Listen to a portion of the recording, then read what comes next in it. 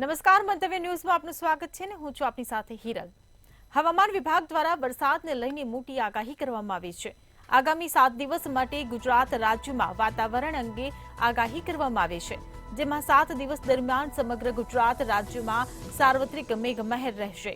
ઉત્તર ગુજરાત, મધ્ય ગુજરાત અને દક્ષિણ ગુજરાતના મોટા ભાગના સ્થળ પર હળવાથી મધ્યમ વરસાદની શક્યતા છે, જ્યારે સૌરાષ્ટ્ર અને કચ્છના ભાગ ઉપર આગામી 48 કલાક દરમિયાન કેટલાક સ્થળ પર છૂટાછવાયા હળવા વરસાદની શક્યતા છે।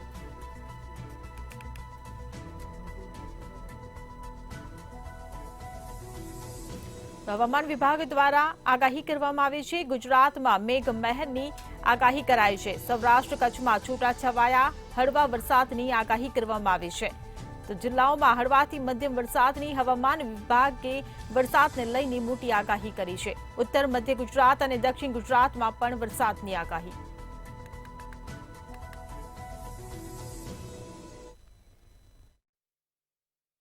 હવામાન વિભાગની આગાહી મુજબ ગુજરાતની અંદર હજુ પણ 7 દિવસ વરસાદની આગાહી પડશે, જેની અંદર કેટલાક વિસ્તારોની અંદર ભારેથી અતિ ભારે વરસાદ પડવાની આગાહી વ્યક્ત કરવામાં આવી છે। ખાસ કરીને જો જોવા જઈએ તો આગામી 15 ઓગસ્ટની આસપાસ ગુજરાતના કેટલાક વિસ્તારોમાં ભારે પવન સાથે ભારે વાવાઝોડા પડશે તેવી આગાહી હવામાન વિભાગ દ્વારા વ્યક્ત કરવામાં આવી છે। ગુજરાતના મોટાભાગના વિસ્તારોની અંદર સાર્વત્રિક વરસાદ પડી ગયો છે, પરંતુ હજુ પણ કેટલાક જિલ્લાઓની અંદર જોઈએ તેટલો વરસાદ પડ્યો નથી। પરંતુ આ 7 દિવસોની અંદર રાજ્યના વંચિત રહેલા વિસ્તારોની અંદર પર્યાપ્ત વરસાદ પડશે। તો બીજી તરફ દક્ષિણ ગુજરાત અને દક્ષિણ સૌરાષ્ટ્ર જેવા વિસ્તારોમાં પણ ભારે પવન સાથે ભારે ઝાપટા પડવાની આગાહી હવામાન વિભાગ તરફથી કરવામાં આવી છે। તો બીજી તરફ ઉત્તર ગુજરાત, બનાસકાંઠા વિસ્તારોમાં પણ સારો વરસાદ પડશે। તે જ રીતે દક્ષિણ ગુજરાતમાં પણ વ્યાપક વરસાદ પડશે અને તે પણ ભારે પવન અને ભારે ઝાપટા સાથે વરસાદ પડશે તેવી આગાહી હવામાન વિભાગ તરફથી કરવામાં આવી છે। એટલે કે ક્યાંક ને ક્યાંક હજુ પણ આગામી 7 દિવસની અંદર ગુજરાતની અંદર વરસાદી માહોલ છવાશે અને જે જિલ્લાઓ વંચિત રહે છે તેમાં પણ પર્યાપ્ત વરસાદ પડશે તેવી આગાહી હવામાન વિભાગ તરફથી વ્યક્ત કરવામાં આવી। હવામાન વિભાગ દ્વારા વરસાદને લઈને મોટી આગાહી કરાઈ છે। ઉત્તર મધ્ય ગુજરાત અને દક્ષિણ ગુજરાતમાં વરસાદની આગાહી કરાઈ છે, ત્યારે આગામી 7 દિવસમાં ભારે વરસાદની હવામાન વિભાગે આગાહી કરી છે।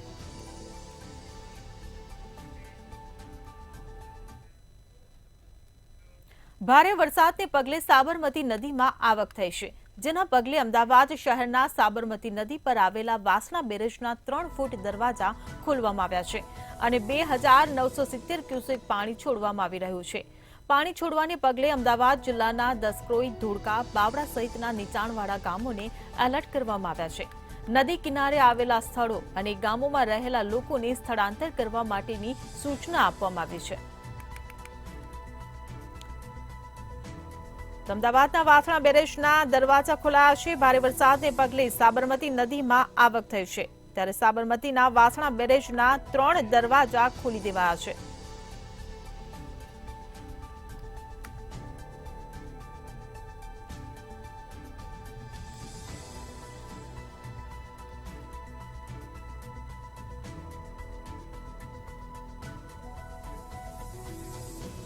સાબરમતીના વાસણા બેરેજના 3 દરવાજા ખોલી દેવાયા છે। 2970 ક્યુસેક પાણી છોડવામાં આવી રહ્યું છે। जी बिल्कुल थी जो बात કરવામાં આવે તો જે પ્રમાણે ઉત્તર ગુજરાતમાં જે ભારેથી અતિ ભારે વરસાદ વરસ્યો હતો, ત્યારબાદ જે પાણી છે તે પાણી ક્યાંક ને ક્યાંક જે સાબરમતી નદીમાં છે તે નદીમાં ક્યાંક ને ક્યાંક છોડવામાં આવ્યું હોય તેવું સ્પષ્ટપણે લાગી રહ્યું છે। જે પ્રમાણે અમદાવાદ કલેક્ટર દ્વારા જે નિર્દેશ છે તે નિર્દેશ જાહેર કરવામાં આવ્યો હતો કે જે પ્રમાણે નદીની આસપાસના વિસ્તારો એટલે કે દસકોઈ, ધોળકા સહિતના જે વિસ્તારો છે તે વિસ્તારોમાં જે આસપાસ જે લોકો રહે છે તેમને ક્યાંક ને ક્યાંક જે પોતે જે પોતાની જે જગ્યાઓ છે તેમાંથી સેફ કરવા માટે જણાવવામાં આવ્યું છે। એટલે કે કહી શકાય કે જે પ્રમાણે ઉપરવાસમાં જે ભારેથી અતિ ભારે વરસાદ છે તે વરસ્યો હતો, ત્યારબાદ જે વાસણા ડેમ છે તે વાસણા ડેમના 3 જેટલા જે દરવાજા છે દરવાજા ખોલવામાં આવ્યા હતા। સાથે જ જો વાત કરવામાં આવે તો 2900 ક્યુસેક જેટલું જે પાણી છે તે પાણી સાબરમતીમાં છોડવામાં આવી રહ્યું છે। એટલે કે કહી શકાય કે જે પ્રમાણે સાબરમતી નદીની આસપાસના જે વિસ્તારો છે કે જે નીચાણવાળા વિસ્તારો છે ત્યાંથી લોકોને સહી સલામત રીતે ખસી જવાની જે દિશા સૂચના છે તે કલેક્ટર દ્વારા આપવામાં આવી છે અને સાથે જ લોકોને સુરક્ષિત જગ્યાએ સ્થળાંતર કરવા માટેની જે સૂચના છે તે પણ આપવામાં આવી રહી છે। તો પૂરની શક્યતાને લઈને તંત્ર એલર્ટ થયું છે. પાણી છોડવાને પગલે નીચાણવાળા ગામોને એલર્ટ કરાયા છે.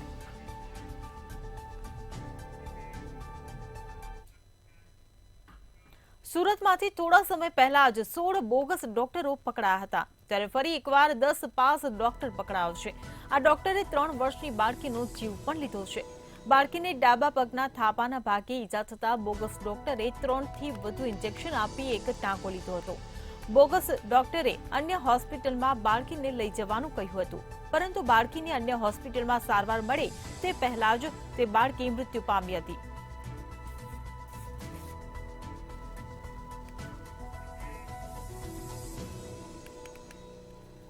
તો બોગસ ડોક્ટરોનો સિલસિલો યથાવત જોવા મળી રહ્યો છે. જી બિલકુલથી સુરતના ભેસ્તાન વિસ્તારની એક ઘટના સામે આવી હતી, જેમાં પીએમ રિપોર્ટે ડોક્ટરની બેદરકારીની પોલ ખોલી છે. ડોક્ટર પણ એવો કે જે અન્ય ડિગ્રી પર અન્ય સારવાર કરી રહ્યો હતો. સુરતના ભેસ્તાન વિસ્તારના આ ઘટના છે, જ્યાં 1 વર્ષની બાળકીને ક્યાંય ને ક્યાંય બીમારી હતી ને બીમારી માટે થઈને તેમના માતા પિતા એક ડોક્ટર પાસે લઈ ગયા હતા. આ બીમારીને સારવાર આપવા માટે થઈને ડોક્ટર દ્વારા 3 ઇન્જેક્શન આપવામાં આવ્યા હતા. આ 3 ઇન્જેક્શન આપ્યા હતા તે જે જગ્યાએ ચપ્પુ માર્યું હોય તે પ્રકારનો ઘાવ થઈ ગયો હતો, જેથી ડોક્ટરે ત્યાં ટાંકા લીધા હતા. જોકે આ ટાંકા લીધા બાદ બાળકી જે છે તે એકાએક બેભાન થઈ ગઈ હતી અને તેના જ કારણે માતા પિતા તાત્કાલિક સુરતની સિવિલ હોસ્પિટલે બાળકીને લઈને દોડી આવ્યા હતા. ત્યાં ફરજ પરના તબીબે આ બાળકીને મૃત જાહેર કરી હતી. મહત્વનું કહી શકાય કે આ બાળકીનું મોત થતાની સાથે જ આ બાળકીનું ફોરેન્સિક પીએમ કરવામાં આવ્યું હતું. ફોરેન્સિક પીએમમાં રિપોર્ટ સામે આવ્યો હતો કે અયોગ્ય ઇન્જેક્શન એટલે કે અયોગ્ય દવા અંદર જવાના કારણે આ બાળકી છે તેનું મોત થયું છે. ઘટનાને પગલે તાત્કાલિક જ માતા પિતાની પૂછપરછ કરવામાં આવી હતી અને પૂછપરછ દરમિયાન સામે આવ્યું હતું કે સમીર નામનો એક ડોક્ટર જે છે આ ડોક્ટર પાસે તેમને 3 ઇન્જેક્શન છે તેમની બાળકીને મૂક્યા હતા. તેથી તાત્કાલિક જ પોલીસ જે છે તેમને સમીરની ધરપકડ કરી છે. મહત્વનું કહી શકાય કે આ સમગ્ર મામલો સામે આવ્યો છે ત્યારે આ ડોક્ટરની પૂછપરછમાં સામે આવ્યું હતું કે તેની પાસે બીએમએસ ની જે ડિગ્રી હતી તેના આ ડિગ્રી થકી તે એલોપેથિકની સારવાર કરી શકે નહીં, પરંતુ તેમ છતાં પણ આ વ્યક્તિ હતો તે એલોપેથિકની સારવાર કરતો હતો અને બાળકીને ઇન્જેક્શન આપ્યા હતા. આ બાળકીનું મોત પણ અયોગ્ય દવા જવાના કારણે જ થયું હોવાનું પીએમ રિપોર્ટમાં સ્પષ્ટ સામે આવ્યું હતું ને જેથી જ પોલીસે આ ડોક્ટર જે છે સમીર તેમની ધરપકડ કરી અને કાયદેસરની કાર્યવાહી હાથ ધરી છે. તો બોગસ ડોક્ટરોનો સિલસિલો યથાવત જોવા મળી રહ્યો છે. સુરતમાં બોગસ ડોક્ટરને કારણે બાળકીનું મોત થયું છે. મહેસાણાના વિસનગરમાં કેનેડા જવા ઈચ્છુક યુવાન છેતરાયો હોવાનું સામે આવ્યું છે. પાલડી ગામનો યુવાન એજન્ટોથી છેતરાયો છે. એજન્ટ દ્વારા યુવાનને કેનેડાના પીઆર વિઝા આપવાની લાલચ આપી છેતર્યો હતો. વિઝાની લાલચ આપી ₹59 લાખ પડાવ્યા. ત્યારે ભોગ બનનાર યુવાને પોલીસ ફરિયાદ નોંધાવી છે. મહેસાણામાં વિઝાને નામે યુવાન સાથે 59 લાખની ઠગાઈ આચરવામાં આવી છે. વિસનગરના પાલડી ગામનો યુવાન એજન્ટોથી છેતરાયો છે.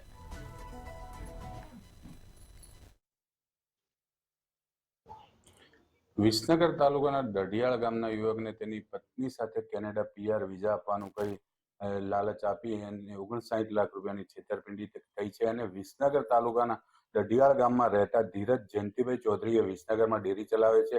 2 વર્ષ અગાઉ તેમના મોટાભાઈ રાહુલભાઈએ અને પાલડી ગામના ચૌધરી કેતુલ કેતનભાઈ કેશુભાઈ તેમના મિત્ર છે.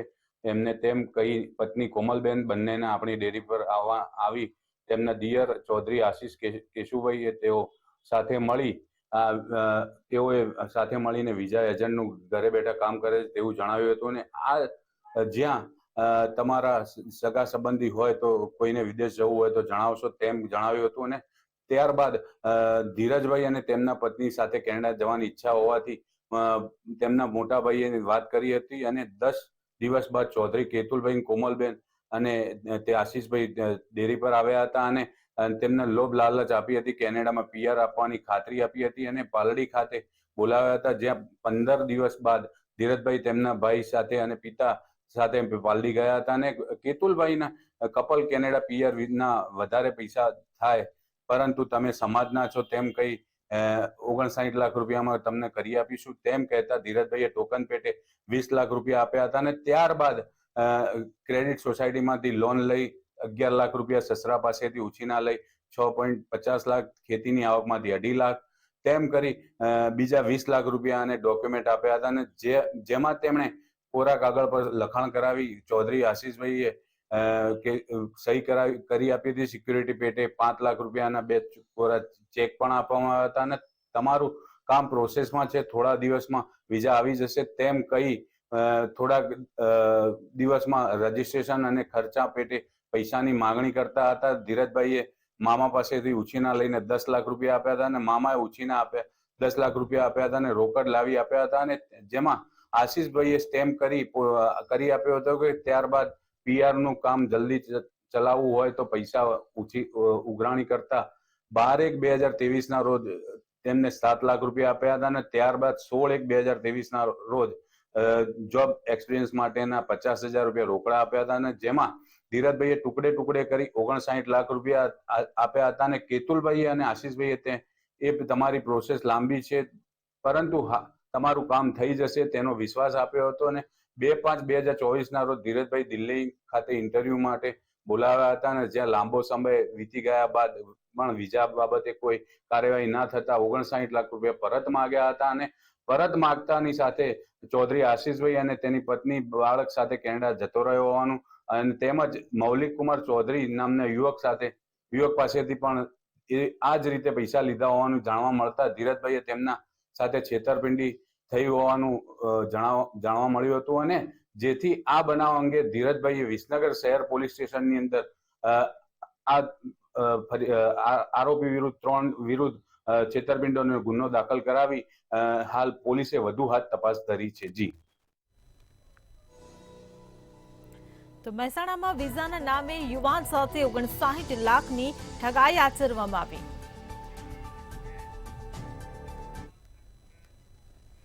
જન્માષ્ટમીના તહેવારો નિમિત્તે રાજ્ય સરકારે અંત્યોદય અને BPL પરિવારો માટે મહત્વપૂર્ણ નિર્ણય કર્યો છે.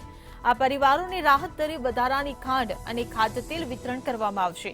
આ અંગે નાગરિક પુરવઠા મંત્રી કુંવરજી બાવળિયાએ કહ્યું હતું કે રાજ્ય સરકાર દ્વારા ખાસ કરીને જન્માષ્ટમીના તહેવાર નિમિત્તે NFSA 2013 હેઠળ સમાવિષ્ટ કુટુંબોને ગુણવત્તાયુક્ત ખાદ્યતેલ સિંગતેલ બજાર ભાવથી ઘણી ઓછી કિંમતે અંત્યોદય કુટુંબોને મળવાપાત્ર જથ્થા આપવામાં આવશે.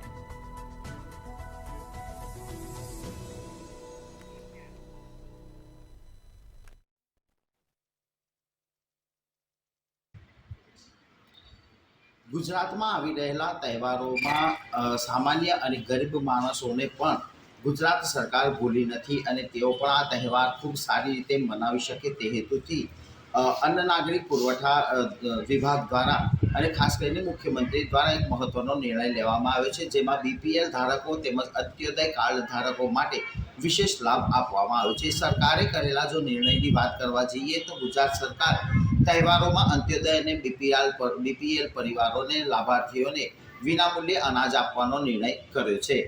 મુખ્યમંત્રી ભૂપેન્દ્રભાઈ પટેલે વિશેષ કરેલા આ નિર્ણયની અંદર PM કલ્યાણ ગરીબ યોજના અંતર્ગત ઘઉં ચોખા અને બાજરી તેમજ જુવારનું વિનામૂલ્યે વિતરણ કરવામાં આવશે. આ ઉપરાંત જન્માષ્ટમીના તહેવારમાં NFSA એટલે નેશનલ ફૂડ સિક્યુરિટી એક્ટ હેઠળ આવતા પરિવારોને સિંગ તેલનું વિતરણ કરવામાં આવશે અને આ તેલ રાહત દરે આપવાનો નિર્ણય ગુજરાત સરકાર તરફથી કરવામાં આવ્યો છે. તો બીજી તરફ ખાંડનું વિતરણ પણ રાહત દરે ગુજરાત સરકારના અન્ન નાગરિક પુરવઠા વિભાગ તરફથી કરવામાં આવશે. જ્યારે અંત્યોદય તેમજ નેશનલ ફૂડ સિક્યુરિટી એક્ટ હેઠળ આવતા કેટલાક પરિવારોને સરકાર તરફથી રાહત દરે અનાજ તેમજ વિનામૂલ્યે અનાજની સ્કીમ પણ લાવવામાં આવી છે. આ અંગે ગુજરાતના અંદાજિત 8 લાખ પરિવારોને ઘઉં ચોખા બાજરી એમ કુલ મળી 35 કિલો અનાજ જે 8 લાખ પરિવારો છે તેમને ગુજરાત સરકાર વિનામૂલ્યે આપશે.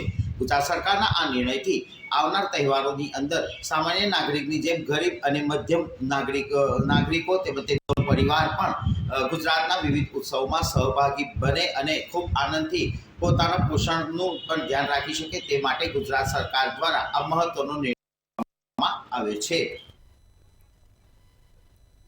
જન્માષ્ટમીના તહેવારને લઈને રાજ્ય સરકારનો આ મહત્વનો નિર્ણય, બીપીએલ અંત્યોદય પરિવારોને વધારાના રાશન અપાશે.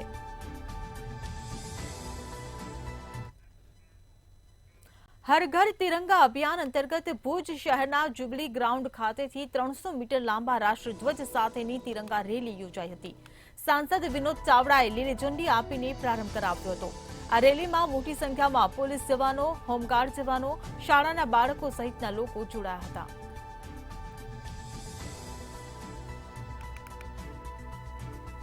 તો ભુજમાં હર ઘર તિરંગા અભિયાન અંતર્ગત કાર્યક્રમ યોજાયો.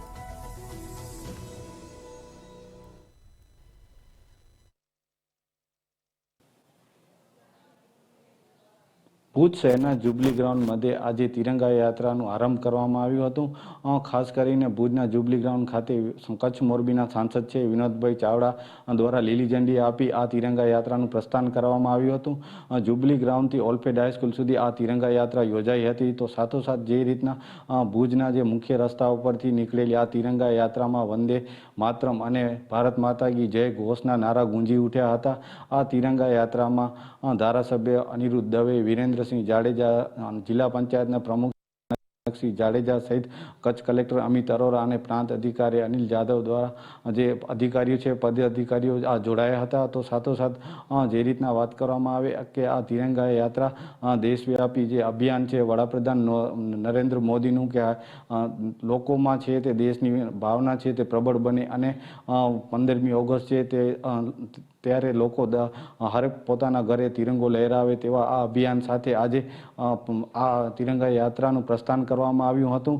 તો સાથોસાથ ભુજ, માતાના મઢ, નાણ સરોવર અને ધોળાવીરામાં પણ આ તિરંગા યાત્રાનું આયોજન કરવામાં આવ્યું હતું. જેમાં માતાના મઢ અને નાણ સરોવરમાં 2 કિલોમીટરની આ તિરંગા યાત્રા યોજાઈ હતી.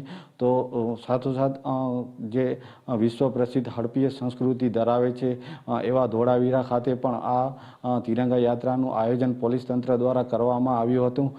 તો ભુજના જે જ્યુબિલી સર્કલથી કહી શકાય તેમ જે તિરંગા યાત્રા યોજાઈ હતી, જે હમીસર કાંઠે આવેલ ગાંધીજીની પ્રતિમા પાસે આ તિરંગા યાત્રા પૂર્ણ કરવામાં આવી હતી. તો જે રીતના હમીસરના જે પેન્શન ઓટલો છે ત્યાં જે તમામ રમતવીરો છે અને જે નૃત્ય કલાકારો છે તેમના દ્વારા આ દેશવ્યાપી નારા લગાવવામાં આવ્યા હતા. તો જે રીતના વડાપ્રધાન નરેન્દ્ર મોદી દ્વારા જે દેશવ્યાપી અભિયાન ચલાવવામાં આવે છે કે હર ઘર તિરંગાને લઈ લોકો અને ખાસ કરીને નાગરિકોમાં જે જાગૃતિ આવે અને દેશ માટેની જે ભાવના છે તે પ્રબળ બને તે હેતુ સાથે આજે તિરંગા યાત્રાનું પ્રારંભ કરવામાં આવ્યું હતું. ભુજમાં હર ઘર તિરંગા અભિયાન અંતર્ગત કાર્યક્રમ યોજાયો. 300 મીટરના રાષ્ટ્રધ્વજ સાથે તિરંગા યાત્રા યોજાઈ.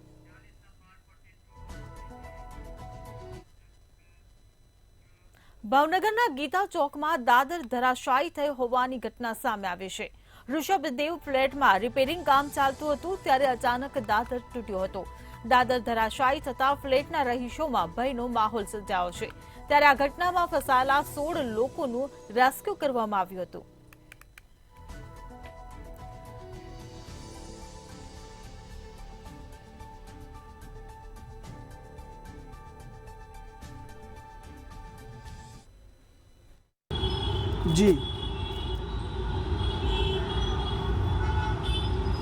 જી આજે ઘટના ભાવનગર શહેરના ગીતા જે કહી શકાય કે ગીતા ચોક વિસ્તાર છે ત્યાં આગળ બની છે. ઋષભદેવ નામનો ફ્લેટ છે તે બીજા માળે તેની જે દાદરની ભાગ કહેવાય તે અચાનક બપોરે ધરાશય થયો હતો.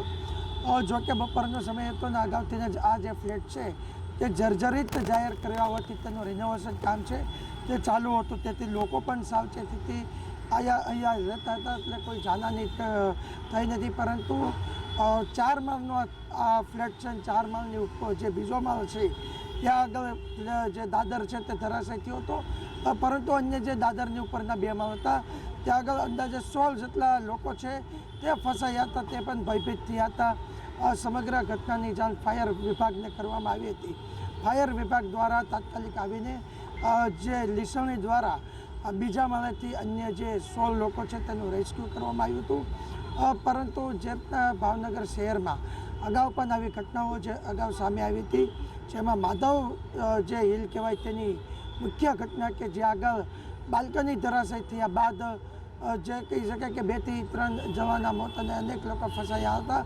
અને ત્યારબાદ મહાનગરપાલિકા તંત્ર દ્વારા કડક વલણ અપનાવવામાં આવ્યું હતું અને શહેરની અંદર અનેક જે બિલ્ડિંગો છે તેને જર્જરિત જાહેર કરીને નોટિસો આપીને કોઈકને રિનોવેશન તો કોઈકને કહી શકાય કે કોઈક બિલ્ડિંગ એવી કે જેને જમીનદોસ્ત કરીને નવું સ્ટ્રક્ચર ઊભું કરવાની વાત થઈ હતી.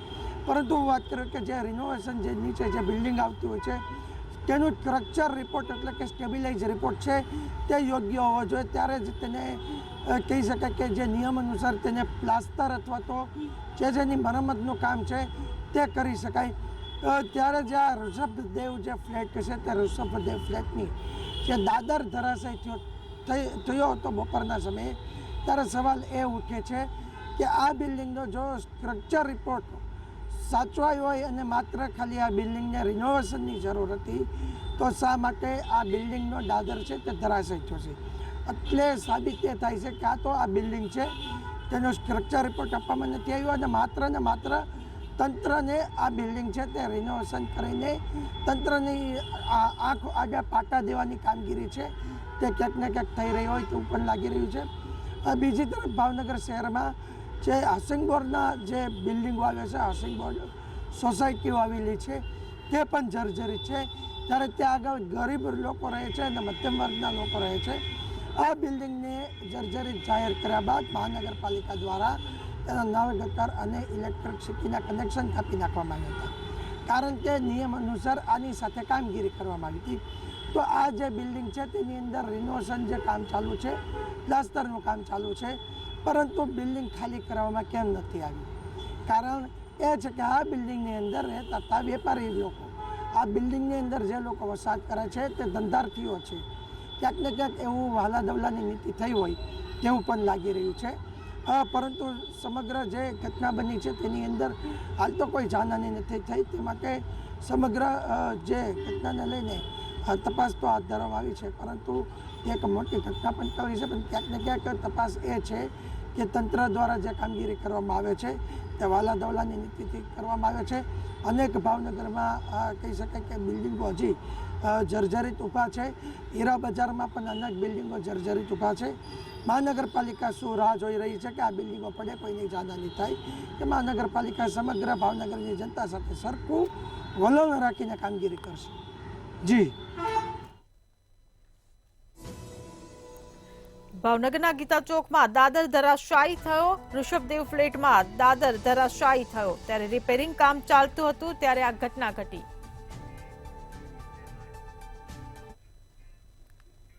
વડોદરાના કારેલી બાગમાં આવેલી વર્ધમાન સોસાયટીમાં 7 ફૂટનો મગર આંટા મારતો જોવા મળતા રહીશોમાં ભય ફેલાયો હતો.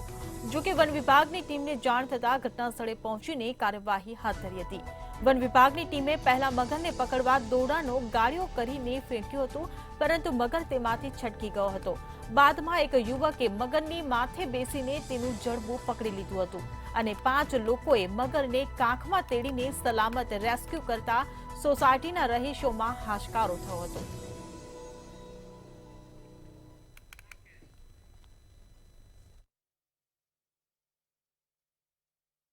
બિલકુલથી જો વાત કરવામાં આવે તો વડોદરામાં જે પ્રમાણે જે કારેલી બાગ પાસે આવેલી વર્ધમાન સોસાયટી છે, તે વર્ધમાન સોસાયટીની અંદર જે 5 થી 6 ફૂટ જે લાંબો જે મગર છે તે મગર નીકળી ગયો હતો. ત્યારબાદ જે મગર છે તે મગર સોસાયટીની અંદર ફરતો હતો, જેને પગલે ક્યાંક ને ક્યાંક સોસાયટીઓ ભયનો માહોલ છે, ભયનો માહોલ ફેલાયો હતો. પરંતુ જે સોસાયટીના રહીશો દ્વારા જે મગરને ગાડીઓ પકડીને તેને ઝડપી પાડવામાં આવ્યો હતો. ત્યારબાદ ફોરેસ્ટ વિભાગના અધિકારીઓને પણ જાણ કરવામાં આવી હતી, જેથી જે ફોરેસ્ટના અધિકારીઓ છે તે વર્ધમાન સોસાયટી ખાતે પહોંચી ગયા હતા. ત્યારબાદ જે મગર છે તે મગરનું રેસ્ક્યુ કરી લેવામાં આવ્યું છે અને મગરને સહી સલામત રીતે જે વડોદરા ખાતે આવેલી જે નદી છે તે નદીની અંદર છોડી દેવામાં આવ્યો. પરંતુ જે પ્રમાણે વરસાદમાં જ્યારે વધારે વરસાદ છે તે વડોદરામાં વરસે ત્યારે વડોદરામાં આવેલા જે તળાવ છે તે તળાવની અંદરથી અવારનવાર જે મગરો છે તે મગરો આસપાસની સોસાયટીમાં નીકળતા હોય છે. ક્યાંક ને ક્યાંક તેના કારણે સોસાયટીના રહીશોમાં પણ ભયનો માહોલ ઊભો થતો હોય છે. પરંતુ જે પ્રમાણે વન વિભાગ દ્વારા જે મગર છે તે મગરને રેસ્ક્યુ કરી લેવામાં આવે, ત્યારબાદ તેને નદીમાં છોડી દેવામાં આવે. વડોદરામાં મગરના આંટા ફેરાથી લોકોમાં ભયનો માહોલ સર્જાયો. વર્ધમાન સોસાયટીમાં જોવા મળ્યો 7 ફૂટ લાંબો મગર.